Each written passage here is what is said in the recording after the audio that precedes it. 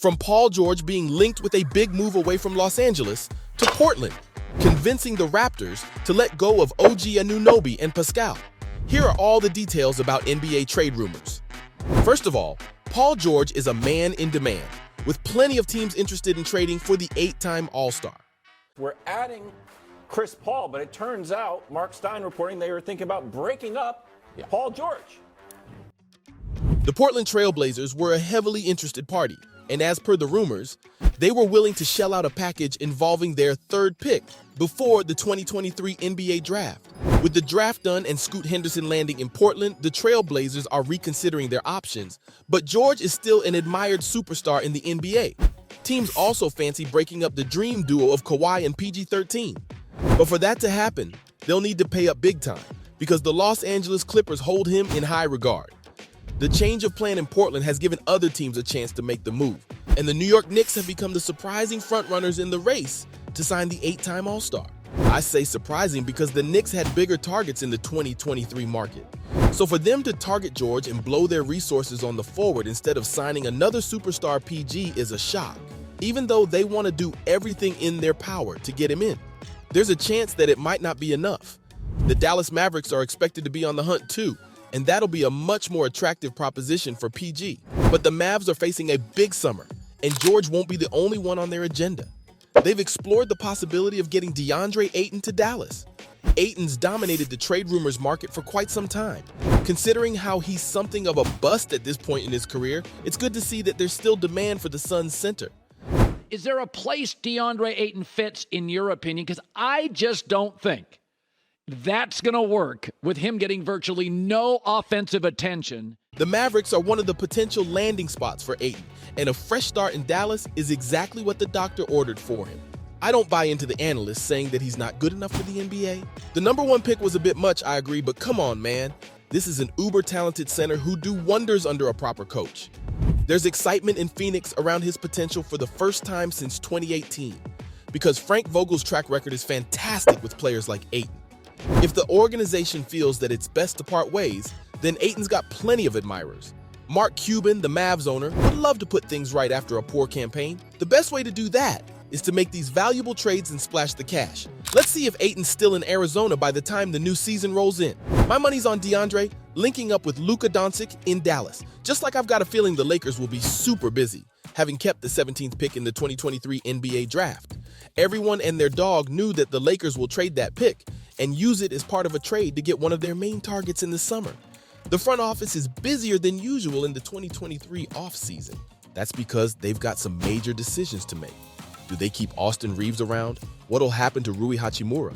Will LeBron retire? With that much confusion, it's hard to focus on improving and adding to the roster.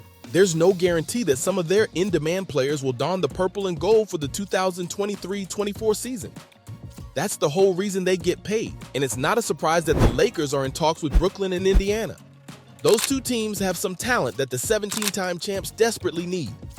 Buddy Hield and Miles Turner have been linked with the move to California for quite some time now. The likes of Dorian Finney-Smith and Royce O'Neal are seen as perfect additions too.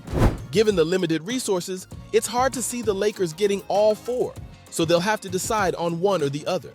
The Pacers and the Nets will do everything in their power to convince the Lakers to give up one of their first-round picks. If Rob Pelinka, the general manager, can get one of those pairs in without giving up a pick and any of their key players, then build him a statue outside Crypto.com Arena. Speaking of people deserving statues, Derrick Rose deserves one in Chicago, no? I'm not too sure if it will happen, but how about the next best thing? I'm talking about a possible Rose-Chicago reunion. You can't tell me that this is a bad idea. The Bulls are in a terrible state right now, with so many terrible decisions costing the franchise. It's a good idea to trust someone who nearly got them back to those 90s heights before his career trajectory was altered by that injury. Most important of all, the Chicago Bulls have a chance of righting a few wrongs. The best way to go about it is by getting their cult hero back for a final hurrah. Who knows? It could end up being special. Maybe his presence is the spark the Bulls need to return to their glory days. And while I know I'm being too optimistic, you have to put your faith in Rose. He deserves that. The Knicks will be happy to let him go since they're already in the market for a point guard. But instead of a backup, they want someone who can take them to the promised land. Their shortlist includes 3 All-Star PGs, Kyrie Irving, Damian Lillard, and Donovan Mitchell. Unfortunately, that means nothing. They'll try their best to make it happen since the Knicks have been crying out loud for a superstar signing. They're linked with every star that ever becomes available, but they end up getting nothing. Maybe this year could be different, and I've got my fingers crossed for all you New Yorkers out there. In terms of likelihood, Damian Lillard is available, but the Miami Heat are the favorites for the Rip City legend. A trade for Donovan Mitchell will be harder to finalize, considering he only reached the Cleveland Cavaliers in 2022 and might not be looking to relocate so early. But the Knicks love him and he loves New York. So who knows, unless they're looking for someone who's already lived in New York at least once. I'm talking about Kyrie Irving.